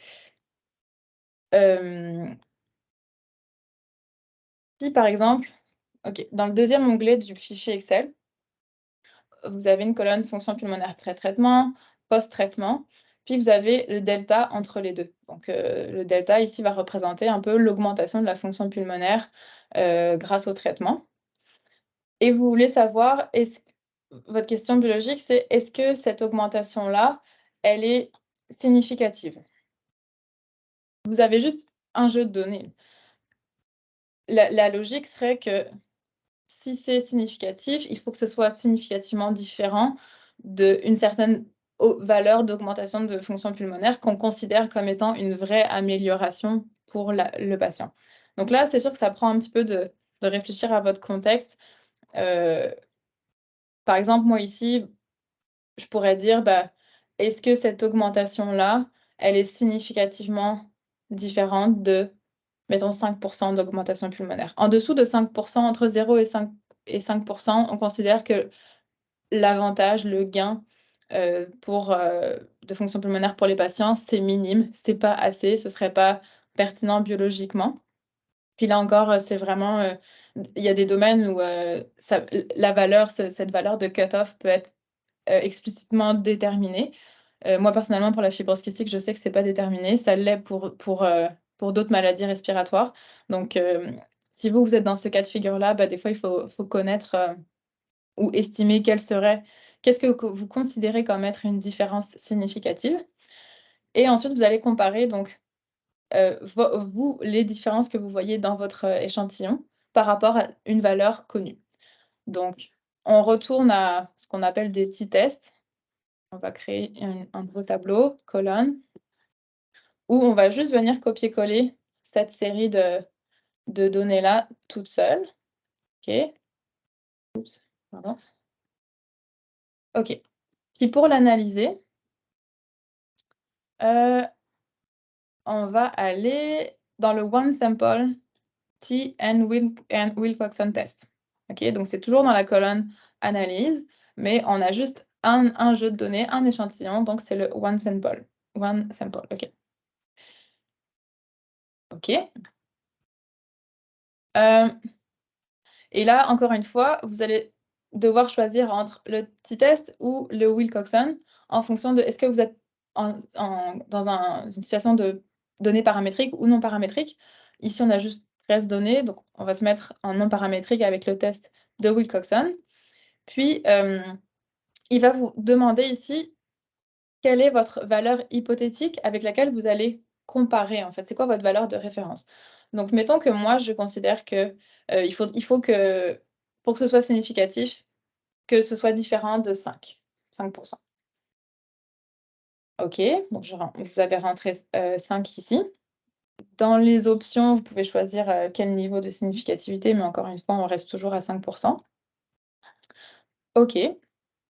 Et là, vous avez comme pour les autres tests, une feuille de résultats qui s'affiche avec ce qui vous intéresse beaucoup, votre p-value et votre niveau de significativité. Donc, après, c'est le même principe, hein, vous pouvez dans votre là, à quel point c'est pertinent dans ce genre d'analyse-là d'avoir un graphique, je ne le sais pas, parce que forcément, vous allez avoir un groupe. Mais en fait, si vous aviez plusieurs groupes, vous auriez pu faire une représentation graphique. Ici, bon, c'est plus ou moins pertinent, mais encore une fois, vous avez juste après à faire afficher votre niveau de significativité. Je pense j'ai fait le tour des différents tests que je voulais vous montrer. Peut-être, je vais juste prendre 10 minutes pour vous parler plus des tests de normalité et vous montrer un exemple très rapidement là, de ce que ça peut donner un test un two-way ANOVA. N'hésitez pas aussi si vous voyez, si vous avez décelé qu'il y a des choses qu'on n'avait pas assez expliquées, des tests que vous utilisez souvent, que je ne vous ai pas présentés ici, gardez-les en note, puis à la fin, soit dans le chat ou juste dites-les-moi à l'oral. Puis avec le CAMI, on va garder ça en note, puis on peut éventuellement vous faire une autre formation si vous avez apprécié ce format-là. C'est juste pour une question de temps et je ne veux pas non plus vous bourrer le crâne avec trop de choses à la fois. Donc, désolée s'il y a des choses que vous espériez qu'on discute et que j'ai pas eu le temps de vous présenter aujourd'hui. OK.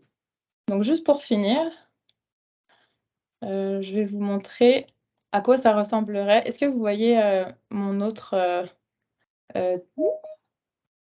Laura, est-ce que tu peux me dire si on voit le fichier Prism avec les couleurs juste ici?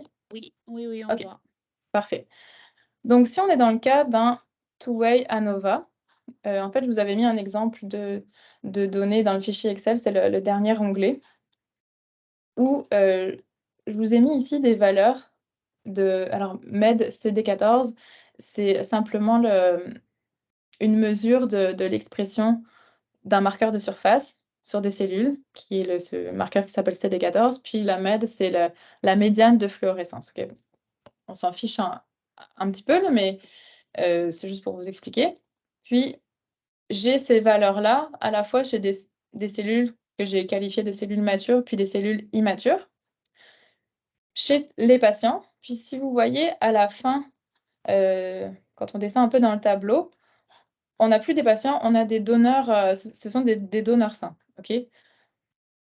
Donc ici, comme j'expliquais tantôt en répondant à la question, on a un premier groupe, le CD14 chez les cellules matures et immatures. Mais moi, j'aimerais savoir en plus comment cette valeur-là va changer chez les cellules matures de patients et les cellules matures de donneurs. Donc là, on a un niveau de complexité dans nos groupes supplémentaires. Donc, on va tomber dans les two-way ANOVA. Là, pour vous montrer à quoi ça ressemble un petit peu. OK. Donc là, ici, on a changé de type de tableau. Vous le voyez juste affiché en haut à gauche. Avant, c'était des colonnes. Ici, on est dans des tableaux groupés. Donc, si on va dans... OK, si on rouvre ça ici, au lieu d'aller dans colonnes, vous allez dans les groupes. Et là, vous allez lui indiquer combien de répétitions de valeurs vous avez dans chacun de vos sous-groupes pour être sûr d'avoir la place de rentrer toutes vos valeurs. Donc moi, ici, je sais que j'ai un maximum de 37 patients. Donc, j'ai moins de donneurs sains, mais je veux quand même avoir la place de rentrer mes 37 patients. Donc, je vais lui indiquer que j'ai répété la valeur. J'ai répété, en fait, oui, la valeur 37 fois. OK. Donc là, c'est sûr que 37, ça vous fait... Je vais le mettre un petit peu moins pour que vous voyez... Juste pour que vous voyez tout sur l'écran. OK. Donc, vous voyez que vous avez un premier groupe, groupe A, disons que ici, c'est mes donneurs. Ou non, OK, non, je me suis trompée. On a notre premier groupe, on a dit, c'est les cellules matures. On va mettre mature. Puis, notre colonne B, ce serait nos cellules immatures. OK. Là, dans chaque groupe, vous voyez, des sous-colonnes. Puis ces sous-colonnes-là, bah, ça correspond au nombre de données que vous avez chez les cellules matures puis immatures. Puis là, vous pouvez faire apparaître aussi...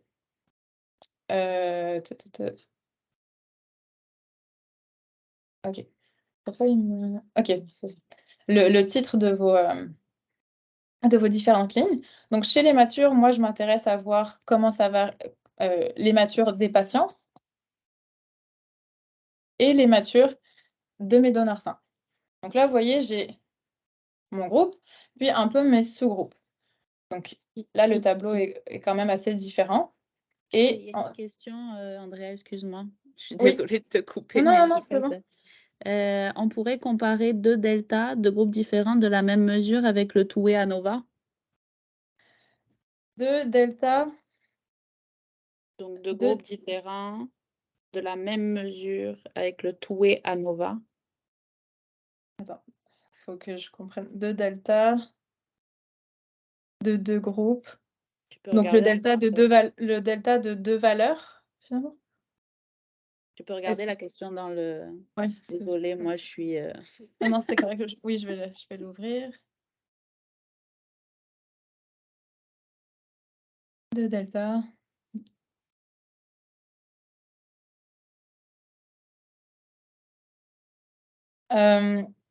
Si un delta correspond à un groupe, mais que c'est la même mesure, comment je le comprends, ça veut juste dire qu'il y a deux groupes.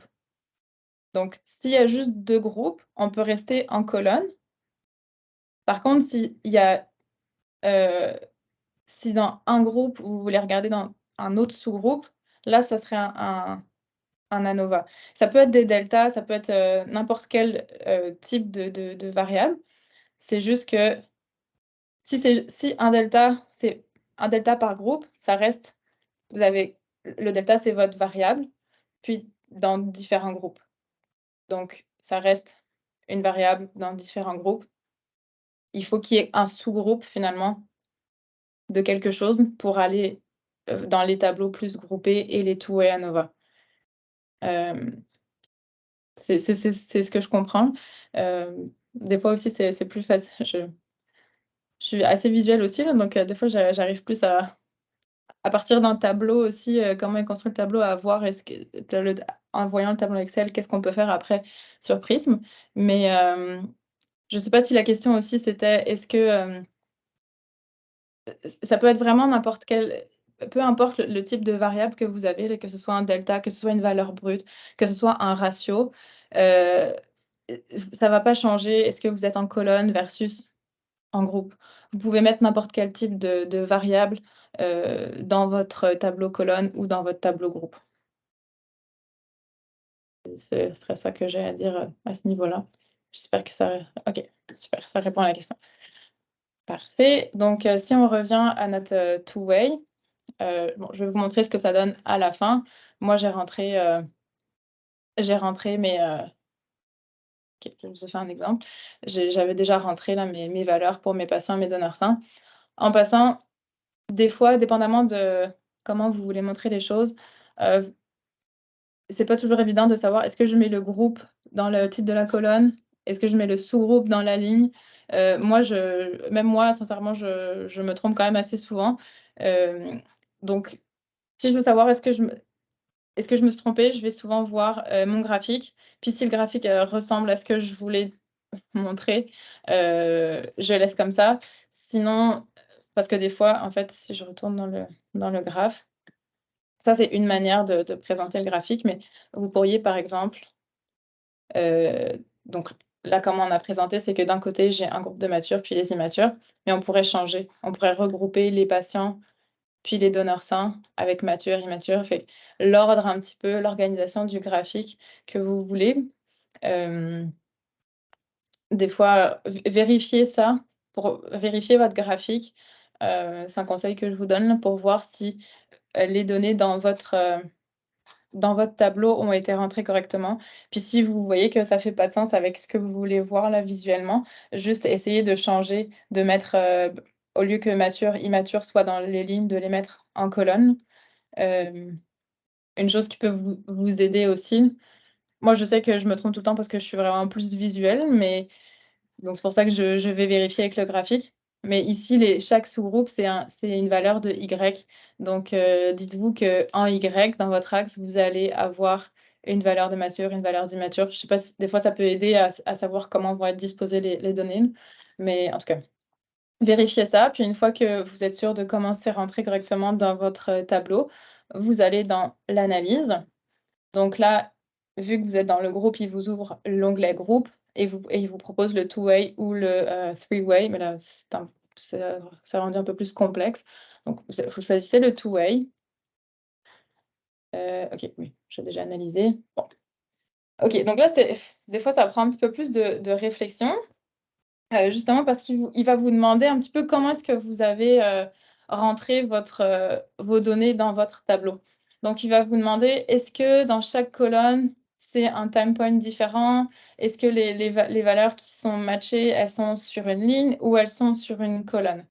Et vous pouvez même cocher les 2. Donc ce qui est bien avec, les dernières versions de Prism, c'est que justement vous avez la représentation graphique avec ces petites cases-là. Si je décoche la première et que je coche la deuxième, vous voyez qu'il vous donne une sorte de disposition des valeurs un peu différentes. Puis si vous cochez les deux, bah, c'est très visuel. Moi, j'aime bien utiliser ça justement pour comprendre comment,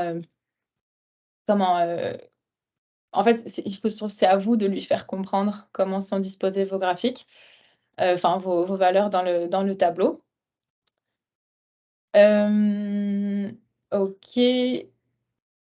Ensuite, c'est surtout, encore une fois, dans les comparaisons multiples que vous allez, devoir lui dire qu'est-ce que vous voulez comparer avec quoi. Vous pouvez lui demander de comparer,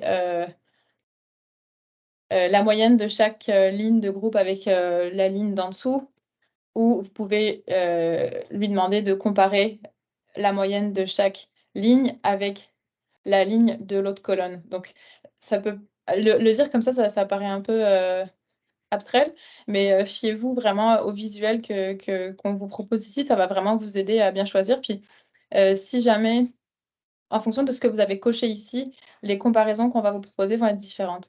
Donc si mettons que je coche les 2, il va vous proposer aussi de comparer tout ensemble, peu importe que les données qui sont, en colonne ou en ligne.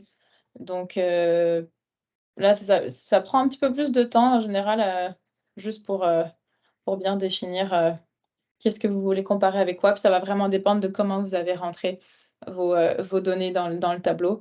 Des fois, on se trompe la première fois, puis après, on recommence, on organise un peu mieux nos données, puis on refait l'analyse. Pardon. Et encore une fois, il va vous mettre un premier onglet avec le résultat du premier test général, comme dans le One Way ANOVA. Et ah oui, ce que j'ai peut-être oublié de vous montrer, ouais. Ce que vous pouvez lui dire ici, dans la fenêtre précédente qui était affichée, dans l'onglet Factor Names, c'est lui dire à quoi correspondent vos colonnes, puis à quoi correspond vos lignes. Ça peut vous aider après là, dans l'interprétation des résultats que vous allez voir. Donc si par exemple dans votre colonne, moi dans mon tableau, c'est mes participants, donc patients ou donneurs sains. Puis dans mes lignes, c'est, on va dire, la maturité de mes cellules. OK. Du coup, il va vous dans la premier onglet de résultats, il va vous dire: «Est-ce que la maturité a un effet significatif sur vos valeurs?» Donc ici, vous voyez que oui. Et est-ce que le facteur participant a un effet significatif? Puisque les 2 ensemble en ont un. Et ce qui vous intéresse le plus, encore une fois, c'est plus, l'onglet comparaison multiple. Donc ici, vous voyez le nom du test en Two-Way ANOVA change, ça devient un test comparaison multiple de SIDAC. Et vous voyez, on a comparé les matures entre patients donneurs sains, puis les immatures entre patients donneurs sains. Puis là, je vais vous agrandir un petit peu. Vous voyez, est-ce que ça a été significatif ou pas, le niveau de significativité et le p-value. Donc, c'est rapide pour les Two-Way ANOVA, mais ça vous donne déjà une petite idée à quoi ça peut ressembler. Et peut-être aussi, la dernière chose que je peux vous montrer, j'en ai parlé rapidement au début, c'est tester la normalité d'une série de valeurs. Par exemple, moi, j'avais quand même 37, 38 valeurs dans mon échantillon. Donc, on est quand même un peu au-dessus de 30. Donc, on peut se poser la question quand même, est-ce que nos valeurs suivent une distribution normale ou pas? Puis des fois, ça peut être super intuitif de dire, bah oui, c'est évident que oui. Comme, c'est sûr que le poids, je veux dire, vous avez déjà dû voir des loi normale de poids mesuré dans une population générale. Donc, a priori, oui, ça pourrait suivre une loi normale.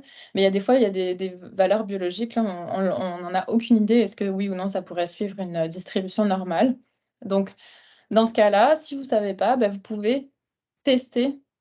Si vous ne savez pas et que vous avez quand même un échantillon assez grand, vous pouvez tester la normalité de vos données. Et si le test sort concluant, donc qu'il y a une distribution normale, après ça, vous pouvez choisir de faire vos tests en paramétrique au lieu de non paramétrique. Donc, par exemple, dans le premier tableau qu'on a fait là de statistiques descriptives, j'ai toutes mes données, mes valeurs numériques ici. Je pourrais choisir d'emblée de faire des tests de normalité pour ces 4 colonnes-là et voir lesquelles suivent une distribution normale et lesquelles ne le suivent pas. Donc, on va dans Analyze et dans l'onglet Colonnes, on va choisir le test de normalité. OK? On coche, on garde tout. OK. OK, puis là, donc ce que vous voulez tester, c'est justement est-ce que votre distribution suit une loi gaussienne, donc une loi normale? Et il va vous proposer différentes méthodes qui vont toutes arriver, qui ont toutes pour objectif de calculer, de déterminer si oui ou non vous suivez une loi normale. Vous n'êtes pas obligé de tous les cocher. Le plus utilisé, c'est souvent le test d'Agostino-Pearson, c'est celui qui est le plus recommandé. Puis, mettons, le test de Shapiro aussi est souvent utilisé. Donc, 2, c'est bien, vous pouvez tous les voir, mais à un moment donné, ça se peut qu'il y ait de la redondance aussi dans les résultats que vous allez avoir. Puis, c'est peut-être pas pertinent de faire tout à chaque fois non plus. Donc, choisissez 2, ces 2-là, ce serait quand même déjà très bien. On reste avec un p-value de 0.05. Puis, dans votre feuille de résultats, pour chacune de votre colonne, il va vous dire si le test a été concluant ou pas. Donc, vous avez le test d'Agostino-Pearson, puis le test de Shapiro, qui sont les 2 qu'on a sélectionnées et vous voyez est-ce que vos valeurs ont passé le test de normalité ou pas, oui ou non à chaque fois. Et le p-value associé à chacun de ces tests. Donc, en fonction des réponses que ça va vous donner, vous pouvez dire bah, maintenant, telle valeur suit une loi normale. Je sais que ça suit une loi normale. J'ai assez d'échantillons. J'ai plus que 30. Donc, je vais choisir pour mes tests statistiques subséquents de rester en condition paramétrique versus le non paramétrique. Donc, voilà, ça peut être quelque chose à utiliser si jamais vous avez un doute là sur... Mais c'est sûr que ça prend quand même un nombre de données suffisant pour faire ça. Je pense que c'est pas mal tout ce que j'avais à vous présenter pour aujourd'hui. J'espère que quand même ça vous a aidé, que ça vous a outillé un petit peu plus. Je sais qu'on peut pas tout couvrir dans une seule formation, donc surtout, hésitez pas là, à nous dire, à nous, le CAMI, à nous écrire, si vous voulez qu'on parle d'autres choses pour une prochaine formation. Puis aussi un conseil que je pourrais vous donner, dans le document qu'on va vous envoyer par mail, à la fin, il y a le lien, vers toutes les ressources qui existent déjà sur le site de Prism. Il y a vraiment, vraiment beaucoup de choses qui sont expliquées. C'est assez bien expliqué. Il y a plein de cas de figure différents. Il vous explique vraiment à quoi servent chacun des tests statistiques, comment faire les graphiques, etc. Et des fois, quand on ne sait pas, quand on a des doutes, moi, j'aime bien aller le consulter. C'est sûr qu'il y a beaucoup de choses, mais ça aide quand même à répondre à beaucoup de questions. Donc voilà, si entre-temps, vous avez d'autres questions, n'hésitez pas à aller voir sur Prism directement aussi. Et je pense que c'est tout Merci pour beaucoup, moi. Andrea. De rien. C'était très clair. Ah, il y a une question. Est-ce qu'il y a une référence précise qui définit le test approprié à choisir? Une référence, un ouvrage de référence? Ou Je pense que je peux vous donner, je peux vous partager un ouvrage aussi de référence que moi j'avais eu dans mon dernier cours de biostatistique à l'université. Là, j'étais dans le programme de sciences cliniques et biomédicales. Puis sincèrement, on avait eu un cours de stats qui était fait par une chercheuse qui faisait des biostatistiques. Donc, comme elle faisait de la recherche aussi, bah, c'était quand même très appliqué. C'était expliqué de manière à ce que nous aussi, on puisse comprendre un peu mieux les biostatistiques. Donc, je peux donner la référence du livre aussi dans la présentation. Là, je la mettrai à la fin. parfait. On peut, si on envoie, ouais, bah oui. Ok, parfait. J'allais dire, on peut l'envoyer dans le mail, mais c'est pareil.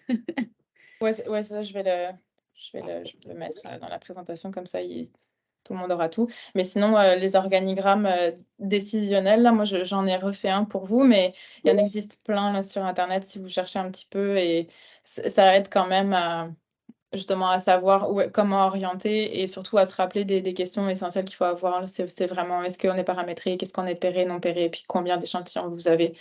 C'est les 3 questions les plus importantes, là, je dirais, pour choisir correctement son test. Très bien. Merci Et beaucoup. voilà. Si vous avez des idées de formation qu'on peut faire, n'hésitez pas à nous contacter au CAMI, là. Je me suis trompée dans l'adresse, mais en tout cas, je l'ai mis l'adresse dans le chat. Donc, Ouais, n'hésitez pas. Et merci beaucoup, Andrea. ça fait plaisir. Une très bonne journée. Merci à tout le monde aussi. Merci.